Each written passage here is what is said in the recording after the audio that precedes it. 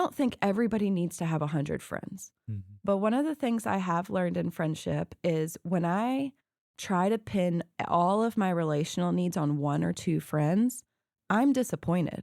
We talk about this in dating too. Like we can't expect our partner to fulfill all the things that Jesus is supposed to fill. But I've done that with my friends of putting those expectations because of my own lacking of needs. And so having a multifaceted group of friends has been essential. Hey everyone, welcome to TheWalk podcast. This is a place where we answer honest questions, talk about hard issues, and walk alongside one another as we explore how spirituality fits into real life. I'm Gil, I'm your host, and today we're talking to Sarah Willey about friendship. Sarah Willey is the lead discipleship pastor at Mountain with nearly a decade of ministry experience. With a heart for people and a strong faith, she's guided countless young adults and families along their faith journey and is just a powerhouse of encouragement to women in ministry. She's got a zest for life, and when she's not serving in the church, you can find her traveling, coaching volleyball, and investing in her friendships. All of us in some way are asking the question, how do I find and sustain lasting friendships? If you're asking that question or you're wanting to strengthen your existing friendships, Sarah has some really good practical advice for all of us as we learn what real friendship looks like. Let's jump into our conversation with Sarah.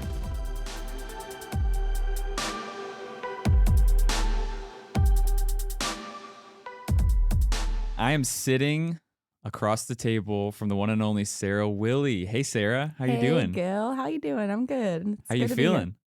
I'm excited and nervous because this is a new thing to do podcast talking. So whenever I try a new thing, I'm nervous, but I'm excited about this. Honestly, me too, a little bit. Yeah. It's a new thing for all of us. Honestly, we're all listening to podcasts. It's fun. Okay, Sarah, to get started, would you rather never eat spicy food again for the rest of your life or only eat spicy food for every meal for the rest of your life? Easy, only.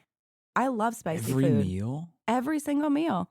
I like adding hot sauce to my scrambled eggs. I love proper Mexican food that has like the right spices in it. And I like having hot Indian food. So I like spicy. Every single meal though? Yeah. Is that like... Are you going to ask if that's healthy? Yeah, is it? I think People in other countries do it, Your I body guess. adapts to it. Yeah. So I think What's your go-to like spicy meal? Like last meal ever has to be spicy. Gosh, people from countries that eat spicy food on the regular might laugh at me for this because they're going to think it's not actually spicy. But I would say tacos al pastor. Al pastor. Like it has some spice to it. It's not like flaming hot, but it makes my eyes water sometime if I hadn't had it in a while. Add some hot sauce. Cool. I agree. I think we're kindred spirits in that way. Good. Spicy food pro. This is a pro spicy food podcast. Holla. Cool. Well, hey, we're talking today about friendships. What does it mean to make friends, be a good friend? What's God's vision of friendship?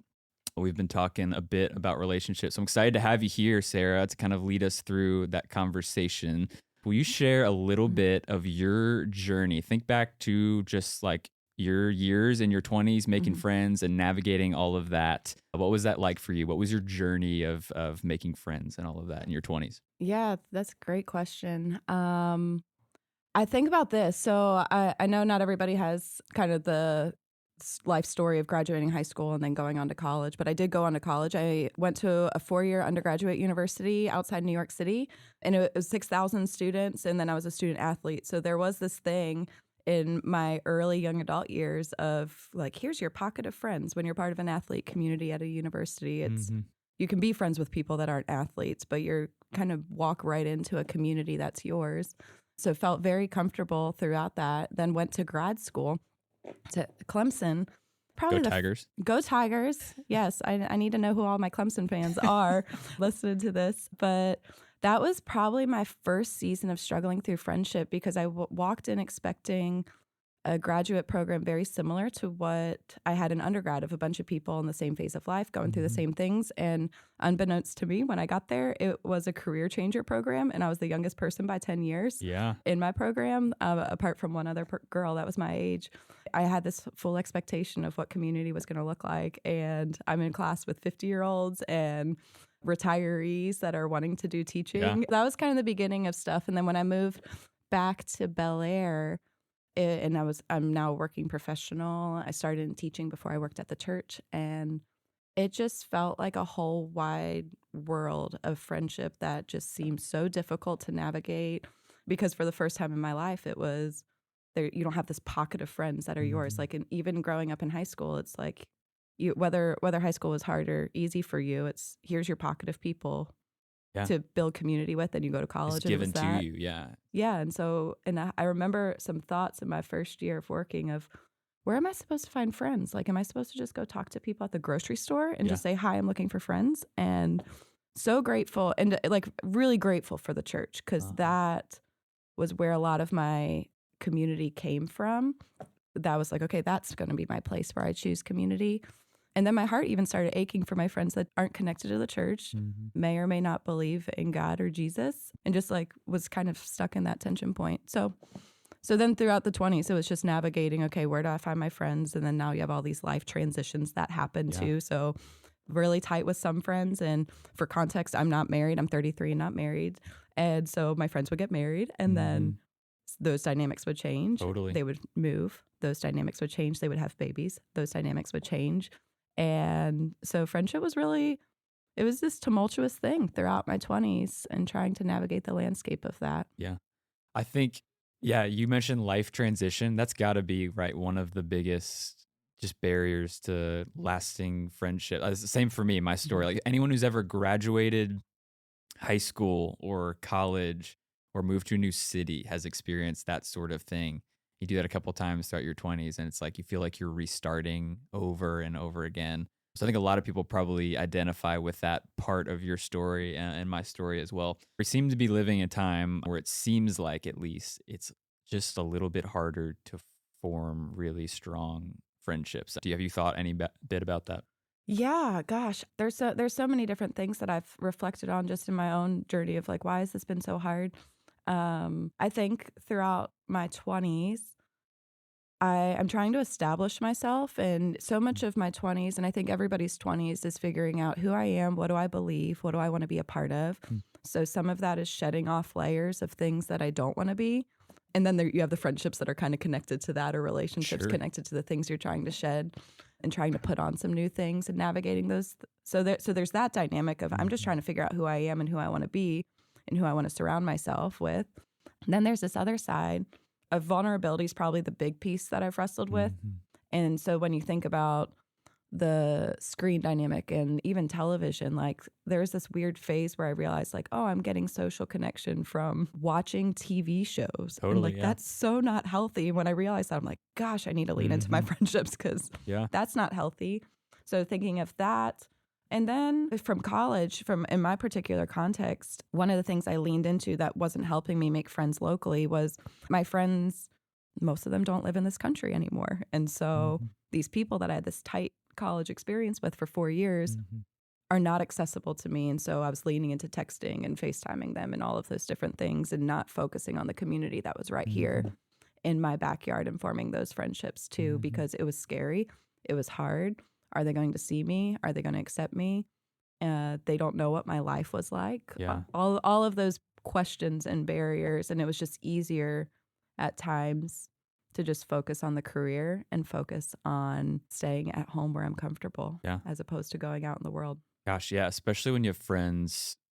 The college thing is unique too, because you have friends in different places and different cities, where it's just, you're not doing life together anymore, right? It just makes it a lot harder. I remember my friend Jackson and I were talking last year, and he basically said the same thing. He was like, when we graduated college, he was like, for 4 years, I had my best friends like a door away from me, and now we're just like spread out across the country. It's the weirdest thing ever, because those are your people. You build a bond with them. Yeah. in a special way. Yeah. Oh my gosh, I was just saying to a friend this weekend too, like at what point did we just stop texting each other saying, "Hey, I'm going to Target, do you want to come?" Yeah. Or just, "What are you doing tonight?" Or, "I'm going to pop on over." And I mean, the obvious answer in some ways is proximity and responsibilities and just the way, like even I hate to say this, as you get older, your energy level is just different than when it was when you were a teenager.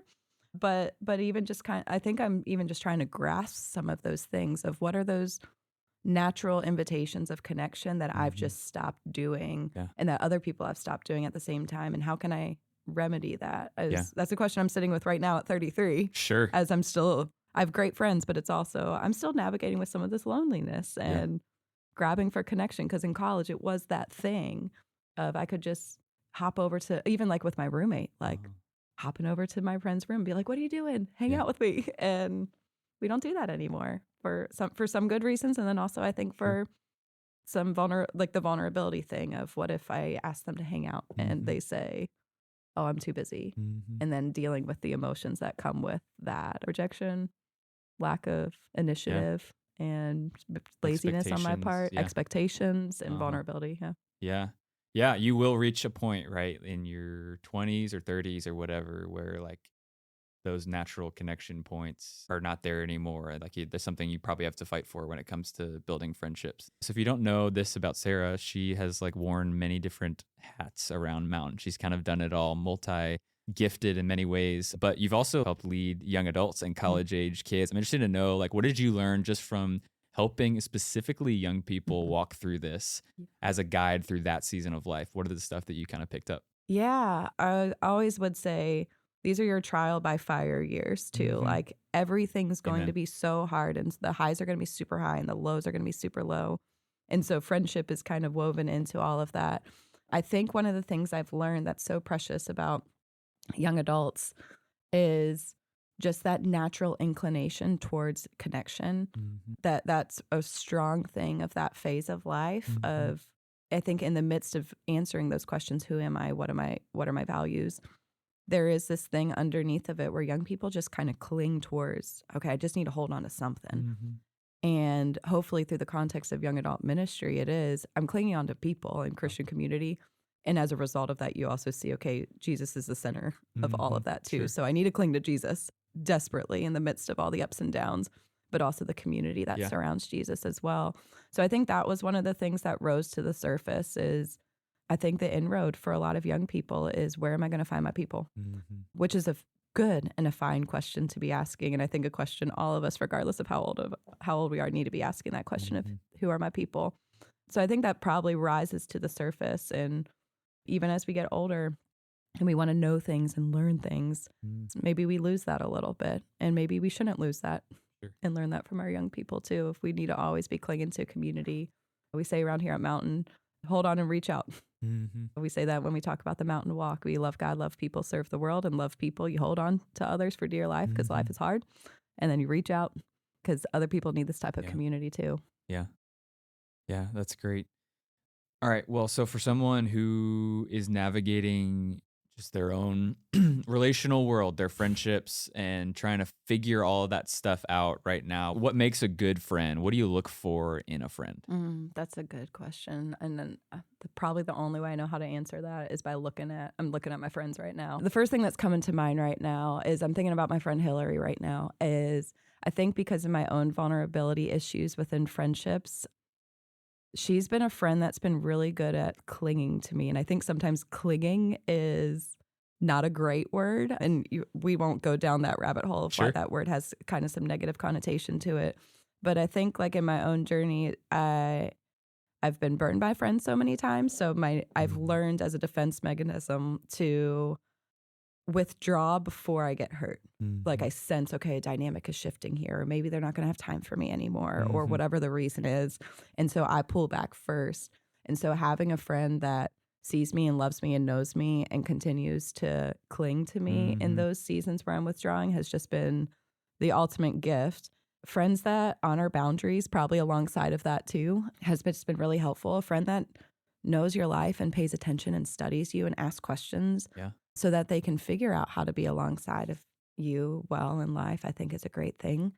Kindness, compassion, laughter. I think laughter, I think just is so essential to Yeah. friendship. Like I have great friends that I can sit and talk deep with, which I think is super valuable as well. But I think it's the laughter that's gotten me through the harder seasons more. And when I've been in tough seasons, I haven't gravitated towards the friends I can be deep with as much, if that sounds strange. But it's the ones that help me laugh through the hard seasons. And I think we need both. I don't want to make this like an either or. But I know when I've been in hard seasons, when I have the friends I can go deep with, like when we finally sit down across the table and they say, how are things going? Sometimes the last thing I want to do is articulate it because I'm already living in that reality. I want friends that can say, hey, I know you're going through a hard thing. Let's go do this fun thing and lighten the load a little bit. Yeah. And that's been an interesting thing to reflect on too, is I need both of those.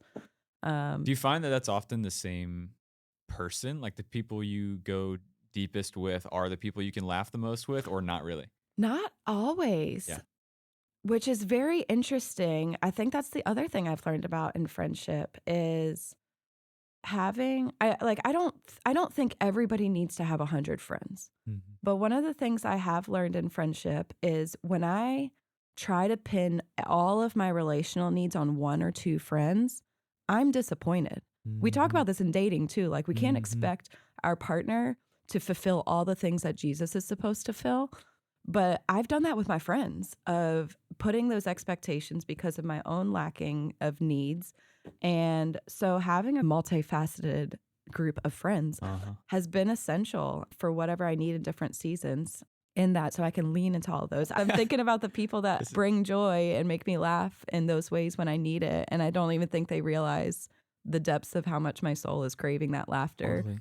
But then I have my other friends, like my friend Jessie is someone that sees me so well because she actually is from the town that in right outside New York where my school was. And so the dichotomy between New York City and Harford County, Maryland is slightly different, maybe. Oh my gosh. And I struggle to live into it because I feel like those are two parts of my being and my reality that no one understands. And then when I met Jessie and she's like, I'm from Paramus. And I'm like, oh my goodness, somebody knows my life.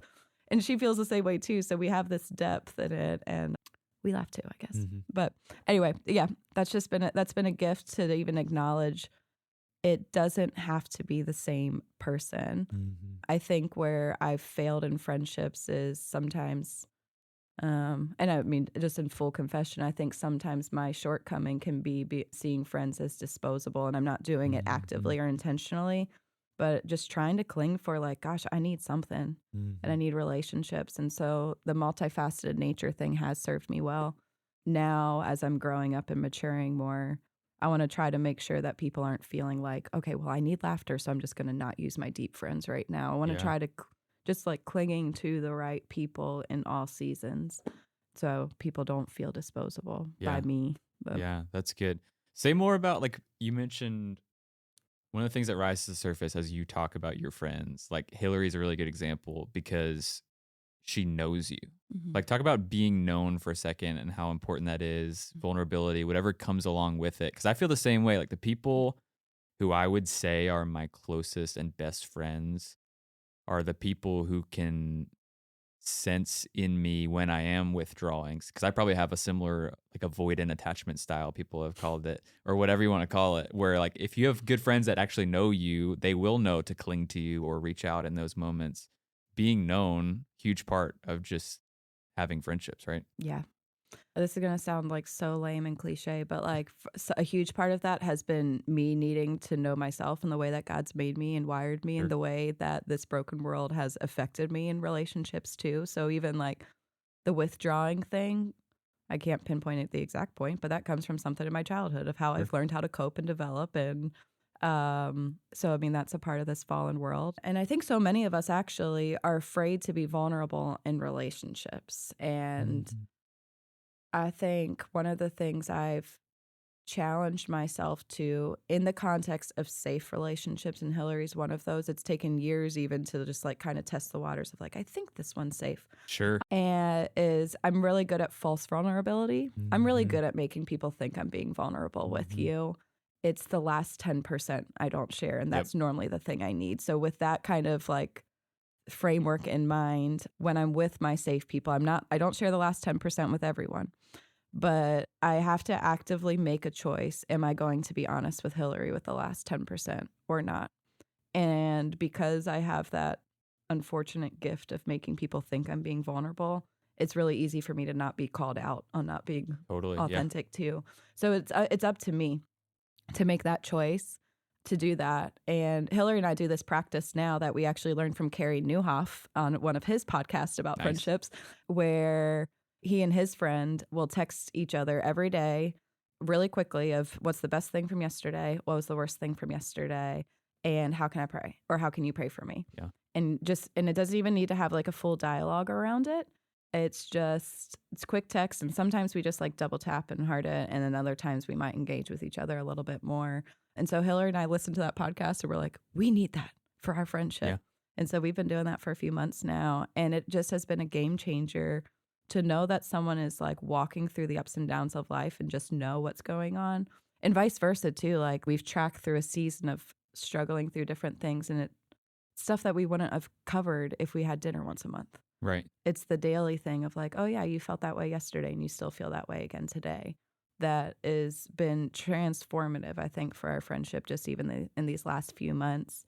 And then the other side of it too is when I've struggled with peer relationships and being able to be vulnerable, I've had a lot of seasons of leaning into those that are older than me. Mm-hmm. And I don't know why I'm like this, but in seasons where I felt like my peers couldn't handle what I was going through, like my pain's too much, or the struggle is too complicated, or whatever that thing is I convinced myself of, it's been the older people that have felt safe to show, like the complicated family dynamics. It's like, I don't know if my peers can understand, but this wise mentor in my life. Why do you think that is? I think like the thing I convinced myself of is they've walked through life longer. Right. So they've seen more messy things than my peers may have, which whether that's true or not, I'm not going to try to overanalyze that. But I think that's where I've gravitated towards that, of someone that's in their 50s has seen more than my friends in their 20s. Yeah. But what I'm going through is real, and it's heavy, and it's hard to articulate. Some of it's like the pain is hard to articulate, but knowing an older, wiser person can listen and shoulder that. And probably like the older people probably have some maturity to be able to receive it well, where like my 20-something friends might be like, oh, we're just going to try to fix you. And it's like, I just need someone to listen. Right. But that's been good and healthy. There's a lot that I think I could say about the importance of having multi-generational friendships. But that's, as it's gone through the hard things and being vulnerable and authentic, I've tried it on first with those that were older than me. And when that went well, then I was like, maybe I can try this with my peers too. Yeah. And that's been the progression of vulnerability with my peers. In my mind, like, an intergenerational friendship, it's almost like some ways it's more accessible and easier to be vulnerable because you're approaching someone who's a little further down the road, who's walked through it, and they're already nodding along as you're telling them whatever you're dealing with. Whereas it feels like there's more risk in a peer relationship for whatever reason. Like you're trying to project an image of yourself or whatever it is. So a lot of ways, those intergenerational relationships can be a really safe place to process all that stuff. Yeah, gosh. We went through a hard thing in our family dynamics that is just so incredibly complex and multi-layered, and so many layers of pain in it a few years ago. And the way I was responding to it was something I thought I'd already kind of worked through. And then there was an event and an incident, as it normally goes. And it sent me into this tailspin, and I couldn't find language. But my first step was actually like a week and a half later going to an older friend first. And I think it was just to try it on first and get it out in a safe person. I tried it on with the older person first. And then I was able to say to my friend, who's my peer, of, hey, let me tell you what's going on. And I don't know why that feels like the right thing, but it's been so life-giving, because if I didn't have those older friends, and I keep using the word friend intentionally, like I have friends that are in their 50s and their 60s. I just had lunch with my 90-year-old friend last week, and it was so much fun. I got 90-year-old friends. Awesome. It's just been a gift to be able to have all of those different types of friends. It makes my peer relationships stronger, I think, by having older friends than if I didn't have that. Yeah, a lot we could probably say about that. And let's do this. How about getting real practical? Okay. For people navigating friendships, let's say practical things. I love what you mentioned about your and Hillary's rhythm of kind of texting and checking in on one another. Practical things someone could do this week just to be a good friend to someone else. Yeah, I think easy thing, practical, is look at your landscape of people that are in your sphere and even try to think outside of the box. It might not be the obvious people, and reach out and say, hey, I see you and would love to grab a bite with you. Like something like grabbing food and having meals across table is just so essential for connection. So invite somebody to do that. But even I would challenge everyone, think about who has God put in your sphere for you to uniquely see that might not be seen. The things that person might be experiencing might just be such a gift to you. Yeah. But they might not verbalize those things all the time unless you're sitting across the table. Right. So, well, just the phrase, like, I see you, like the act of checking in and saying, hey, I'm thinking of you, I think is a massive thing. I'm thinking about you. Let's hang out.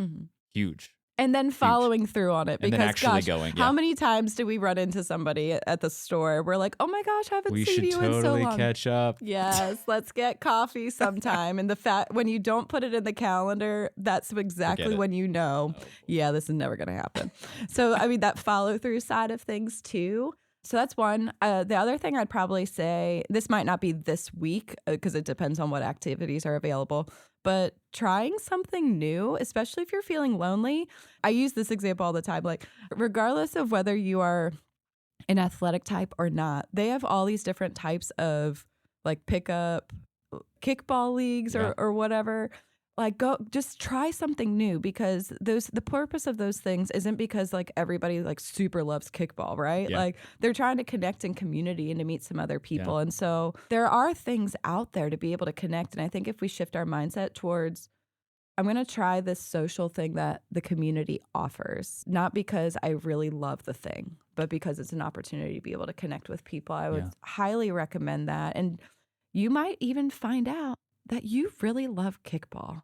And you would have never found that out if you were just stuck in your mindset of like, I'm not a kickball person, so I'm not going to sign up for kickball or whatever that activity might be. We got pickleball that's happening around here too, if you're in proximity to our mountain campuses. So that part of it, I think, would be super valuable. And probably just, the texting thing, the reaching out and trying new community spaces. And it's not going to feel comfortable to step into a new community space by any means initially, but it can be worth the risk, or you might not make friends and you can just try a different one, and that's fine. Yeah, that's good. Really good practical advice, I think. I see you, right? Checking in, saying, I see you, let's hang out. Show up, the big piece, and try something new, I think is really solid advice. I might even take that this week and do something with that. That's Are you really going to good. sign up for kickball? Kickball? I think I didn't even know we had kickball season's done, I think, now, but you should. I did get invited to be in a young adult soccer league, indoor soccer league this week. So actually legitimately got invited yesterday, kind of have been on the fence. And now this is like maybe a prophetic word from you, Sarah. I might have to say yes. You might have to just try it. Try something new. And I think even the thing with try something new too, I've had this conversation with a lot of young people of, well, what if I hate it? It's like, well, now you know you don't like it.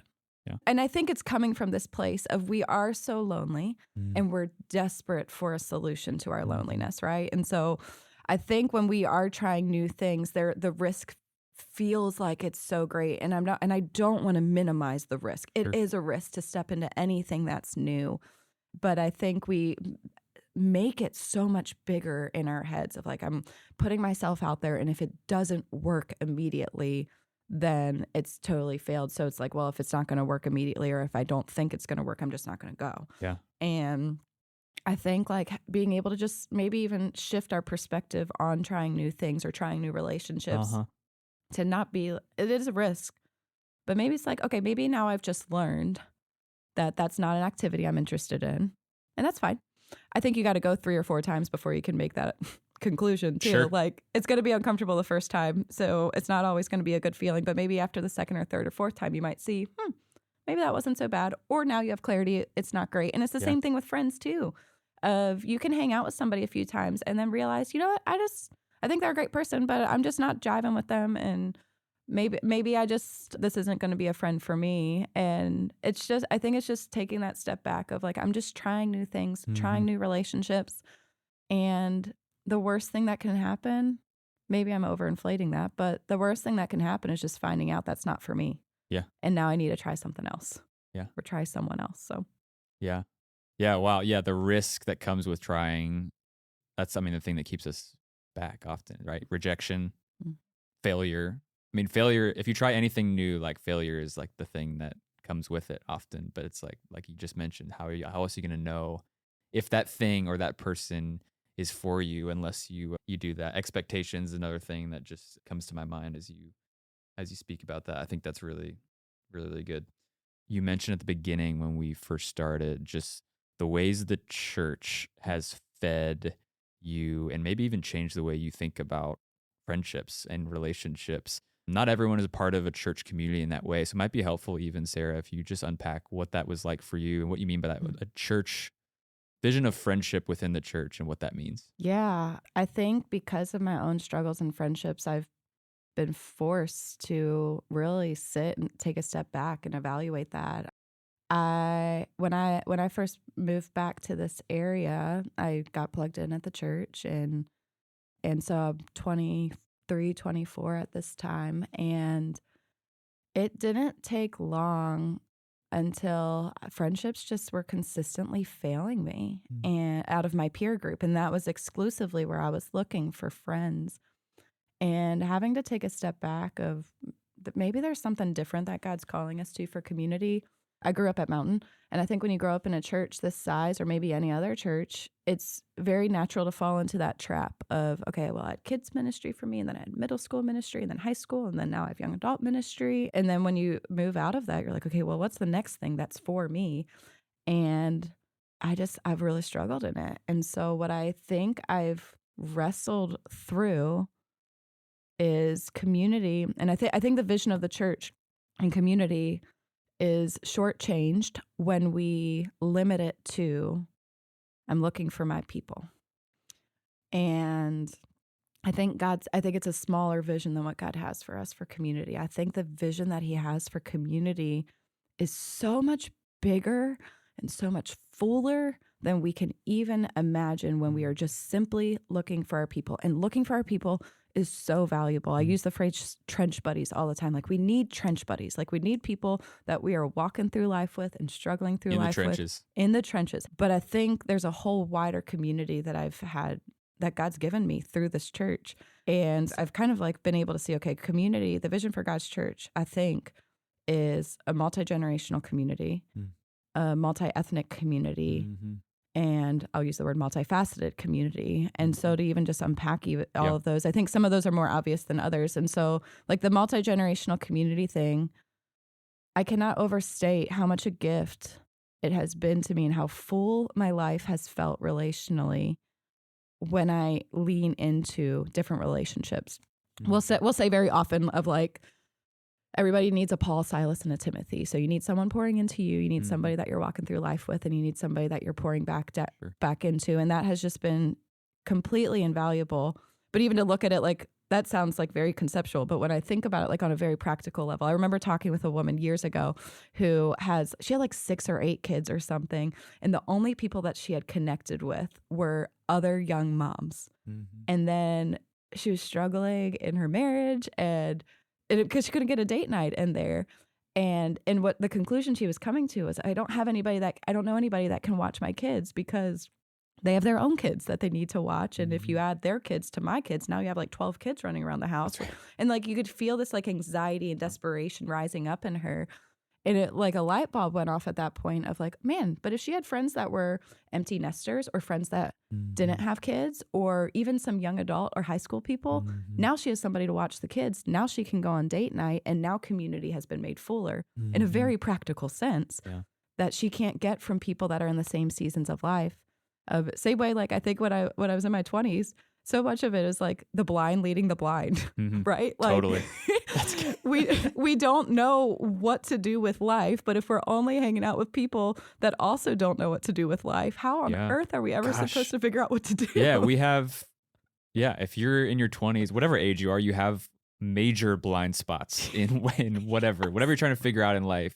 There are parts of you that don't have it figured out yet. And if you are only friends with people in your circle of life, you're totally right. I think it's like, yeah. So we need to have people that are in different phases of life. And a shifting moment for me was just when I realized I should stop calling my 50-year-old people my mentors, but my friends. Yeah. And it actually started with one of my 50-year-old friends starting to call me a friend and realizing, oh, I think they think I'm a friend. Yeah. Whoa, so cool. I'm not just friends? Like that young person. Yeah, it was like stepbrothers. Of just like, did we just become best friends? And so, like that was super valuable for me. And I've just seen the overwhelming and overflowing benefits that's come from me personally, but also from the community at large, from the people. We had this 83-year-old that joined our young adult small group over the summer, Miss Carol. And the richness that you could see of the conversation. We had a bunch of 20-somethings that wanted to know about her life. And there's something when like an 83-year-old says to you, you just need to trust God, that God's always going to love you. God's loved me all 83 years of my life. And so God's going to love you through yours.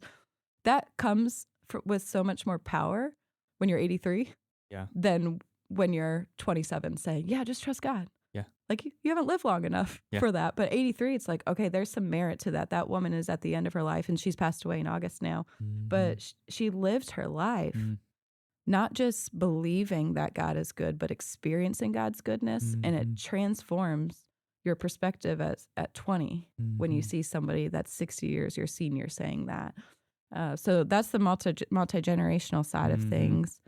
I think the multi-ethnic side of things, there's, first off, I would love to just go down, like we could do a whole podcast on that. Yeah.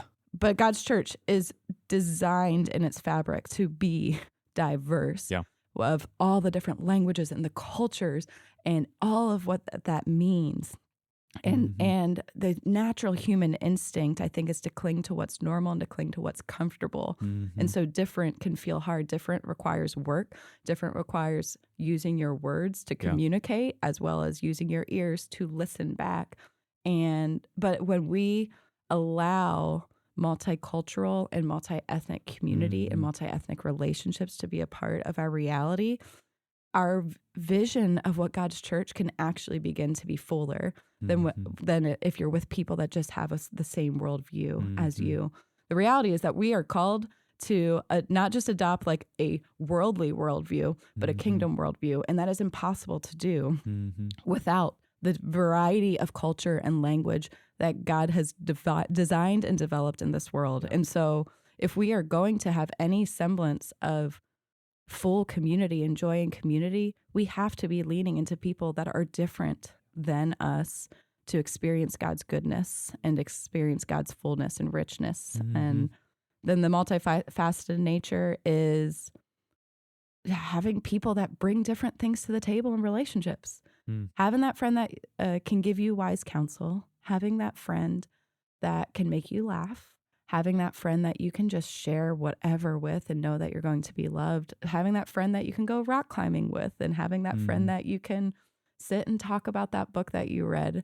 I believe that each of us as humans are very complex, and I don't think we do this on purpose, but we put that unrealistic expectation on a person or two to be just as complex in the same ways as us. And that's just, I just think that's totally off base. Weight to carry too, probably as a friend. Yeah, it is. So, and I've been most disappointed in my friendships when I put that on my friends, of my friend that I like to talk about books or movies with, but doesn't like to do athletic things. I get disappointed when they don't want to do that. And that's on me putting that on them rather than them not being the fulfillment of what I think they should be. And so instead of being disappointed, maybe I should just find friends that I want to go rock climbing with. Yeah.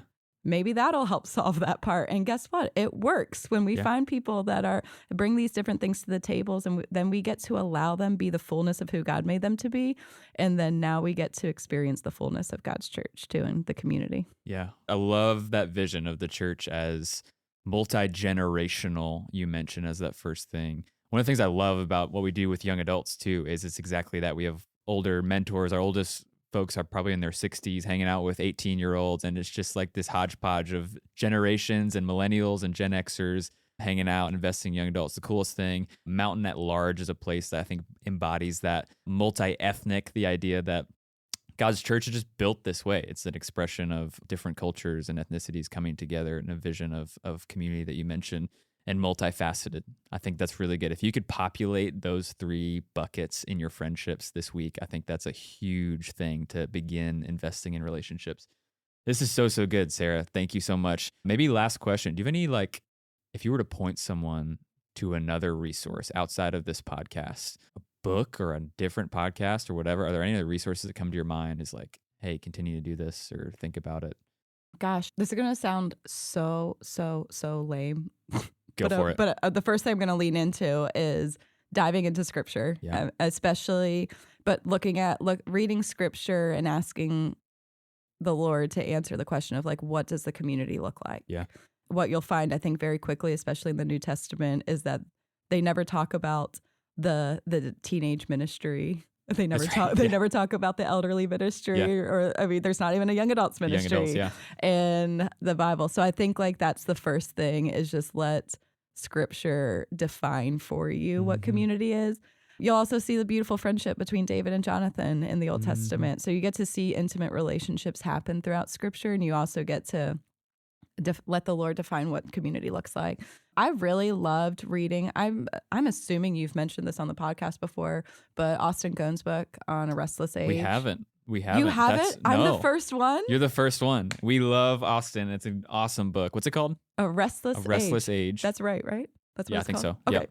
Yeah, all about walking through your 20s and making friendships, all this good stuff. And he's a really wise voice. I know you and I have kind of bonded over that book and his work. So definitely. And it's reflections on an early church father, Augustine's book called Confessions. So if you even wanted to go the next step on that too, of reading Augustine's Confessions. Turns out people have wrestled with this for hundreds, if not thousands of years. I think it's like a humanity problem. Imagine that. This isn't unique to this time period and this place, but I think there's wisdom that we can learn on that. And I really I know this is more on the dating one, but I really loved Ben Stewart's dating and relationships preaching series. I really wish I could remember what it was called off the top of my head. I'm sure we could link that into the podcast notes. It's about dating and relationships and singleness. However, I think there's so many truths that came from that also can be applied to relationships too, and friendships. That's great. Well, thanks again, Sarah. I really appreciate you coming on and sharing a bit of your story and your wisdom for a lot of people all of us are walking through this and trying to figure it out. To be honest, when we thought about who should we bring on for this podcast, we literally sat down and were who can we bring on who is just known as someone who's a really good friend to other people? And Sarah, your name came up immediately. And so we're so grateful for you getting to sit here and walk us through it. Really appreciate your time. Thank you. Thank you so much for having me. This has been a gift. First podcast. There you go. Done. Box checked. Check. We'll see you next time then. Thank you so much. We are so grateful to Sarah for coming on and sharing with us. I loved what Sarah shared about God's own vision for friendship and community. That God's vision for community is multi-generational, multi-ethnic, and multifaceted. I find that a really awesome vision for community. You can tell that Sarah is just someone who values her friendships and works hard to sustain them. As you're processing through all of this, we want you to know that this podcast is a resource of Mountain Christian Church in Maryland, and our door is always open as you explore what you believe, so feel free to reach out and connect anytime. The best way to do that is through the email in the show notes. You can check the show notes for links to resources you heard about today as well. Thank you all for being here. Until next time, take care and know that we are walking alongside you.